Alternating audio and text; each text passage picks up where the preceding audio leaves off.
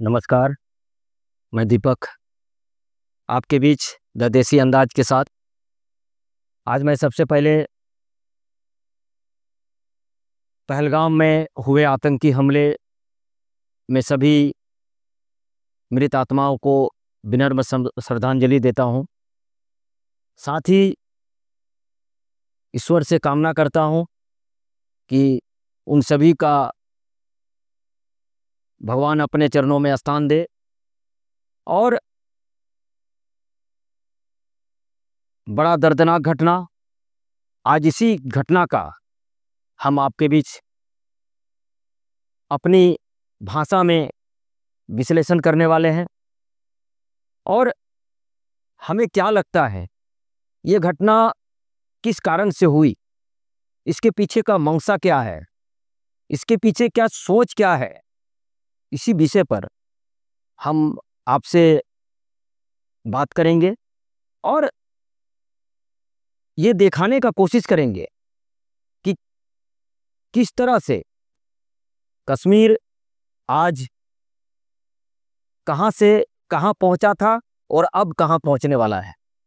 चलिए आइए हम लोग बात करते हैं। 22 अप्रैल ठीक दोपहर 2:45 बजे पहलगाम के ठीक 6 किलोमीटर दूर सुदूर पहाड़ियों के बीच मानो धरती का स्वर्ग, सबसे ज्यादा सैलानी, सबसे ज्यादा पर्यटक पहुंचने का जगह, घासों की हरियाली मैदान, उस जगह पर पर्यटक वहां थे और सभी वहां एंजॉय कर रहे थे अपने लाइफ को। उस स्वर्ग में पहुंचकर एक सुखद अनुभूति का स्वप्न देख रहे थे। लेकिन इसी बीच अचानक गोलियों की तड़तड़ाहट होती है। सभी लोग भागते हैं, एक जगह पे जमा होते हैं, लगभग 45 लोगों का झुंड, और उन लगभग 6 आतंकवादियों ने अंधाधुंध फायरिंग और लगभग 27-28 लोगों की जाने जाती है। लोगों से पूछा जाता है तुम्हारा नाम क्या है, तुम्हारा धर्म क्या है, और उसे गोली मार दिया जाता है। लोगों से बोला जाता है कि तुम कलमा पढ़ो, वो नहीं पढ़ पाता, उसे गोली मार दिया जाता है। मतलब कितनी नृशंस हत्या की गई कश्मीर के अंदर, ये सोचने वाली बात है। बेसरन घाटी को ही क्यों चुना गया इस आतंकवादी हमला के लिए, थोड़ा सा समझने का जरूरत है। क्योंकि बेसरन घाटी एक ऐसा जगह है जो जंगलों के ठीक नजदीक है, दुर्गम क्षेत्र है, वहां आप ऐसे नहीं जा सकते, घोड़ों से चढ़कर लोग जाते हैं। और वहां पहुंचने में पहलगाम से कम 1 घंटे का समय सेना को लगेगा वहां तक पहुंचने में। इसलिए ऐसी घाटी का जगह का उन्होंने चयन किया कि वहां से आसानी से वो हत्या करके और वहां से वो आसानी से निकल जाए। कहने का मतलब है कि वो इस तरह से सेफ जोन, हम लोग बात करेंगे इस विषय में आगे कि वो इस सेफ जोन को कैसे चयन किया। आखिर इसका मतलब है कि निश्चित तौर पर रेकी हुई होगी, कुछ स्थानीय लोग भी शामिल होंगे उसमें, इस पर भी हम लोग आगे बात करेंगे। तो बेसरन घाटी को चुनने के पीछे का तात्पर्य यही था कि वहां आतंकियों के लिए बड़ा सेफ जोन था। वो वहां कोई फोर्स की टुकड़ी नहीं थी, सुरक्षा व्यवस्था नहीं था वहां। दूसरा कारण है जो बड़ा समझने का विषय है, अभी अमरनाथ यात्रा प्रारंभ होना है, उसके लिए रजिस्ट्रेशन का कार्य भी प्रारंभ हो गया है। और अमरनाथ यात्रा का पहला पड़ाव पहलगाम घाटी है। मतलब पहलगाम को चयन करने के पीछे का मकसद ये है कि आपको ये दिखाना चाह रहा आतंकी कि हम पहलमान घाटी पर जो हमने हमला किया है वो निश्चित तौर पर भारतीय सेना के लिए एक चुनौती बन गया, भारतीय सरकार के लिए एक चुनौती बन गया कि आने वाला टाइम में वो अमरनाथ यात्रा कैसे करेगा। यात्रियों को डराने का काम इस हमले के माध्यम से किया गया। दूसरी है, चूंकि पहलगाम घाटी एक ऐसा जगह है, ऐसा मनोरम दृश्य है वहां का, सबसे ज्यादा पर्यटक कश्मीर में जितना भी पर्यटक पहुंचता है, सबसे ज्यादा पर्यटक पहलगाम घाटी की ओर जाता है, सबसे ज्यादा। और आपको यह जानकर आश्चर्य होगा कि जम्मू कश्मीर को पर्यटन के क्षेत्र से 12,000 करोड़ सालाना का आय, बहुत जबरदस्त रोजगार जम्मू कश्मीर को प्राप्त होता है। और यह घटना निश्चित तौर पर टूरिज्म को इफेक्ट करने वाला घटना था। आज जब हम इस विषय पे आपसे हम बात कर रहे हैं, जब यह घटना घटा उससे पहले की स्थिति ये थी कि वहां का टूरिज्म बूम पर था, जबरदस्त उछाल टूरिस्टों का। कुछ आंकड़ा है हमारे पास जो मैं आपको आपसे शेयर करना चाहता हूं। साल 2020 में लगभग 34 लाख सैलानी कश्मीर आए। 2021 में 1,13,00,000 सैलानी कश्मीर पहुंचे। 2022 में यह बढ़ा और बढ़ के 1,88,00,000 पहुंच गया, पर्यटक कश्मीर पहुंचा। 2023 में फिर से संख्या बढ़ी और 2,11,00,000 लोग कश्मीर पहुंचे। 2024 में यह संख्या बढ़कर 2,36,00,000 पर्यटक कश्मीर की वादियों में अपनी छुट्टियां मनाने, अपने एंजॉय करने, धरती के स्वर्ग का नजारा देखने और अमरनाथ यात्रा और वैष्णो देवी यात्रा, ये सब को मिलाकर 2,36,00,000 पर्यटक 2024 में कश्मीर की घाटी पे गए, जिसमें अमरनाथ यात्रा में 5,11,000 और वैष्णो देवी के यात्रा में 93,56,000 लोग जम्मू कश्मीर की यात्रा पर गए। साथ ही 2024 में 65,000 से ज्यादा विदेशी नागरिकों ने जम्मू कश्मीर का यात्रा किया। आप समझ सकते हैं इस बात को, पर्यटन किस कदर बढ़ा जब से केंद्र सरकार ने वहां अपने देखरेख में सरकार चलाया राष्ट्रपति शासन के द्वारा। और धारा 370 हटने के बाद जो माहौल जम्मू कश्मीर में बना, कुछ दिन तो लोगों को समझने नहीं लगा, लेकिन जैसे वो धीरे धीरे आगे बढ़ा, जैसे जैसे समय बीतता गया, लोग समझ गए कि अब हम जम्मू कश्मीर में जाके सेफ हैं और कोई मेरे साथ कोई घटना नहीं घटने वाली है। और लोगों का हुजूम बढ़ता चला गया, लोग दिल खोलकर कश्मीर की यात्राएं करने लगे, आनंद लेने लगे। और इससे कश्मीर के युवाओं में जो रोजगार का साधन था वो बढ़ता चला गया। आप समझ सकते हैं, एक छोटा सा जगह जहां एक वर्ष में 2,36,00,000 लोग, मैं पिछले वर्ष की बात करता हूं, तो 2,36,00,000 लोग अगर पर्यटन के लिए जम्मू कश्मीर की यात्रा में जाते हैं तो निश्चित तौर पर वहां का पर्यटन के क्षेत्र से क्या रोजगार हो सकता है, ये थोड़ा समझने का विषय है। युवा रोजगार के कारण पत्थरबाजी छोड़ दिया था, युवा आतंक के रास्तों को छोड़कर मुख्य धारा से जुड़ चुका था, लोग अपने अपने रोजगार में व्यस्त थे, पढ़ने वाले विद्यार्थी पढ़ाई में मस्त था। यही चीज कुछ आतंक के रखवालों को यह पसंद नहीं आ रहा था। निश्चित तौर पर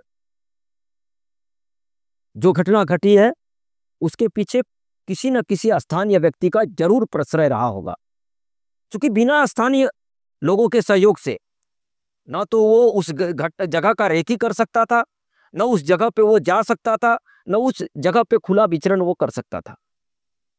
कहने का मतलब है वो ये लोग हैं जिसको अमन पसंद नहीं था, ये लोग हैं जिनको रोजगार पसंद नहीं था, ये वो लोग हैं जिनको कश्मीर में इस तरह का पर्यटन का कार्य आगे बढ़े, पर्यटन को बढ़ावा मिले, पर्यटन के क्षेत्र से लोगों के जो आय है वो बढ़ी अधिक हो, ये उसको बर्दाश्त नहीं होता था। कहने का तात्पर्य है इन आतंक के आकाओं ने जम्मू कश्मीर को चारागाह फिर से कैसे बनाए, उस दिशा में उन्होंने एक प्रयोग किया और प्रयोग के तौर पर 28 लोगों की जानें चली गई, 17 घायल हो गए, कई लोग मौत और जिंदगी से जूझ रहे और परिणाम ये हुआ कि एक दिन में 80% बुकिंग जम्मू कश्मीर की वो कैंसिल हो गई। थोड़ा सा विचार करिए, ये क्या क्या हुआ? अचानक सा जो जम्मू कश्मीर का पर्यटन उफान पर था, लोग जाने के लिए लोगों को सीट नहीं मिल रहा था, सारी बुकिंग फुल आ रही थी, वो अचानक एक दिन की घटना में 80% बुकिंग कैंसिल होता है। आज इस घटना के बाद पहली बार देखा गया कि जम्मू कश्मीर के लोग रोड पे उतरे। बड़ा सुखद था क्योंकि लोगों ने इस बात को समझ लिया था वहां का कि आतंक का रास्ता अस्थायी नहीं हो सकता है और जो क्षेत्र सरकार ने पर्यटन के क्षेत्र के लिए बढ़ावा दिया, पर्यटन को बढ़ावा दिया, उस क्षेत्र में लोगों को रोजगार जो मिलना शुरू हुआ, लोग समझने लगे थे कि यही अच्छा हो सकता है और इसी से हम जिंदगी अच्छे से जी सकते हैं। इस घटना के बाद लोगों को डर चढ़ गया कि अब क्या होगा जम्मू कश्मीर में। जम्मू कश्मीर का जो आय का जो मुख्य स्रोत था पर्यटन, अब वो कैसे चलेगा? आप समझिए इन आतंक के आकाओं का खेल। आज ये घटना क्यों हुई, तो आप जब सोचेंगे तो आपको समझ में आएगा कि आज भारत में वक्फ कानून को लेकर बहुत ज्यादा परेशानी बना हुआ है, लोग आंदोलन कर रहे हैं। आज पश्चिम बंगाल के मुर्शिदाबाद में जो घटनाएं घटी, जिस तरह से लोगों को चुन चुन कर परेशान किया गया, लोगों को मारा गया, लोगों को के घर जलाए गए, देश ऐसे ही एक तरह से झुलस रहा है और उसी बीच में इस तरह से टारगेट के लिए वहां पर नाम पूछकर मारना, ये यही दर्शाता है कि इस घटना के पीछे जिस तरह कहीं वहां नाम पूछकर मारा गया, इस घटना के पीछे निश्चित तौर पर इस देश को एक तरह से जो भाईचारा है इस देश के अंदर, उसको खत्म करके इस देश को आग में झुलसने का कोशिश की गई थी। मतलब कह सकते हैं कि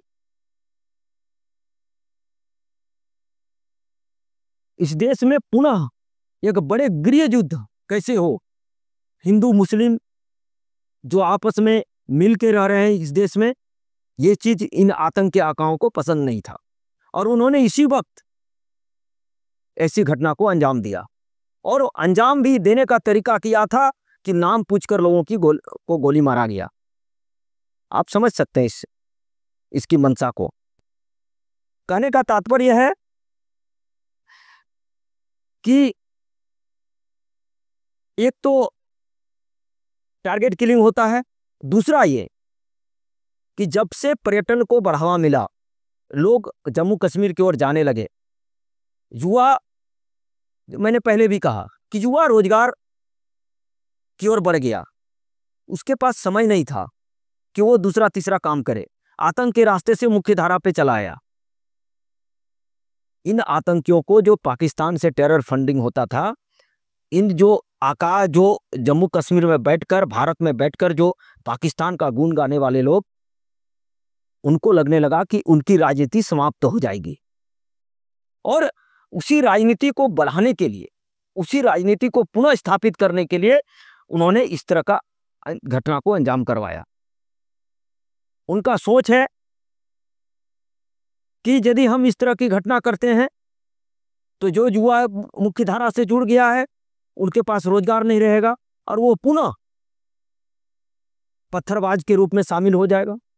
हम उसको फंडिंग करेंगे और जम्मू कश्मीर फिर से अशांत हो जाएगा और जो हमारी राजनीति है, जो हमें पैसा फंडिंग होता है, वो हमारा पेट चलता रहे।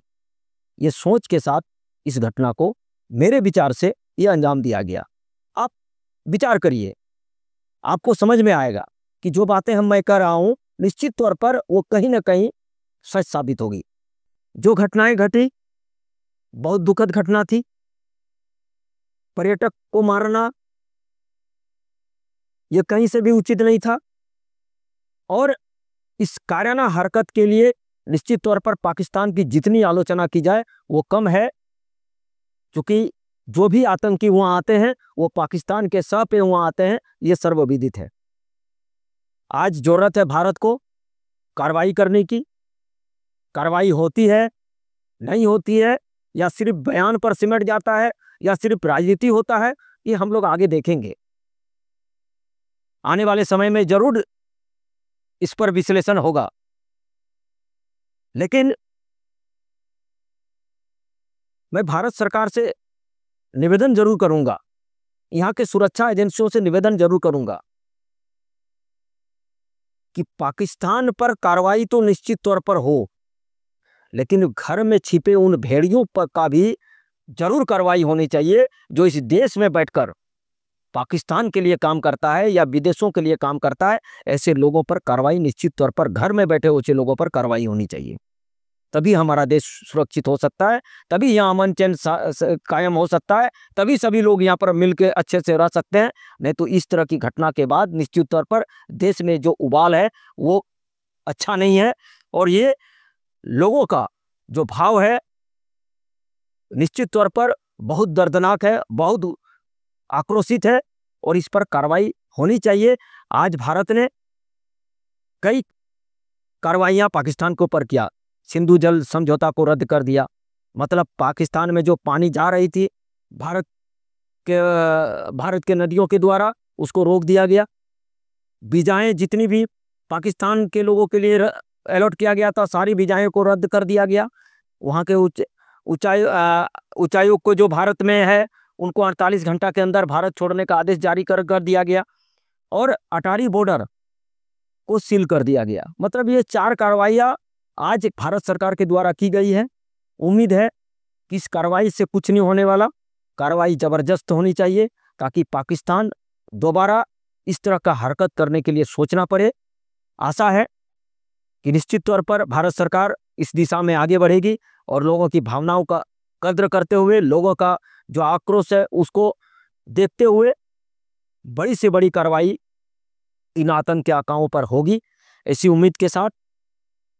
जय हिंद, जय भारत। जुड़े रहिए हमारे साथ।